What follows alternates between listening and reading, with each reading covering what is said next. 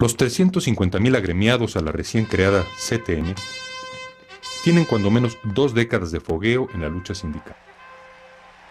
El beneficio inmediato que los obreros obtienen de su vínculo con el Estado cardenista es una nueva relación de fuerzas con la clase patronal. El gobierno se convierte en el árbitro y regulador de la sociedad. El espíritu corporativo ejercerá desde entonces el control sobre las organizaciones de trabajadores. La CTM entonces tuvo dos grupos, uno que se consideraba fiel observante del marxismo y otros que pues no sabían de eso, como Fidel Velázquez, algo así, entonces que les decían los lobitos. Esta confrontación se prolongó durante los siguientes sexenios. Lombardo Toledano, partidario del marxismo y quien pasaba mucho tiempo fuera del país, fue desplazado años después y se impusieron los grupos encabezados por Fidel Velázquez, quien se convirtió con los años en un baluarte del sistema político mexicano.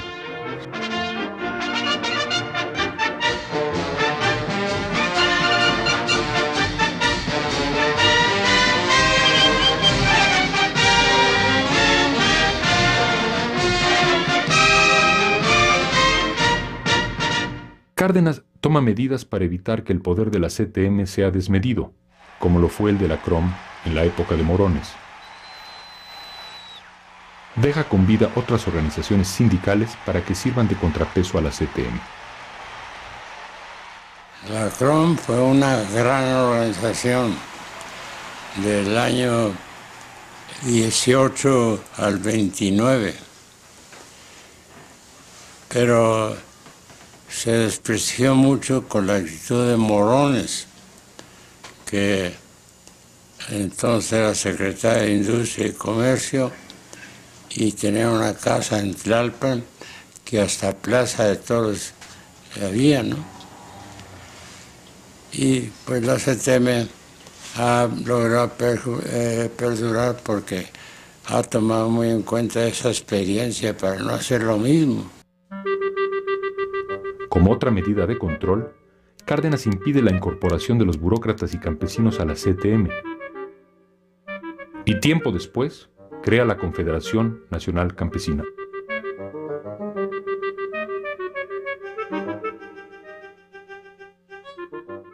Esto era muy curioso porque por un lado parecía que surgía un nuevo actor político a nivel nacional, que era el movimiento obrero, estructurado, vinculado ya al proyecto modernizador, industrializador, etc. Y por otra parte, el campesinado, pero como hijo menor del régimen, es decir, como personas a las que debían tutelarse, ¿no? Sin embargo, la actitud de Cárdenas frente a los obreros no fue siempre la misma. En 1936 las huelgas no eran desacertadas ni antipatrióticas. 3 años después, en 1939, sí lo eran. La nueva línea con los obreros tuvo su origen en el momento de la sucesión presidencial, que se volvía prioritaria para el Estado y exigía un clima de equilibrio. El sentido de fondo es, sin embargo, el mismo. El Estado vela por la nación, es tutor, es árbitro, es el supremo juez. Durante los últimos años de su gobierno, Cárdenas hizo un experimento fuera del corporativismo de la CTM. Nacionaliza completamente los ferrocarriles y entrega al sindicato de ferrocarrileros la administración y operación de la empresa. En la médula del nuevo proyecto estaba el credo colectivista de Lázaro Cárdenas. Era un desastre económico, social. Primero, durante la administración obrera hubo más de 480 accidentes, algunos muy sangrientos como el de las Asuntas. Ni siquiera los trabajadores tuvieron alguna mejoría durante la administración obrera, al revés. Nunca hubo un aumento de salarios. Jamás vimos durante la administración obrera que se aumentaron los salarios. No, pues ya lo que queremos es que no los bajaran.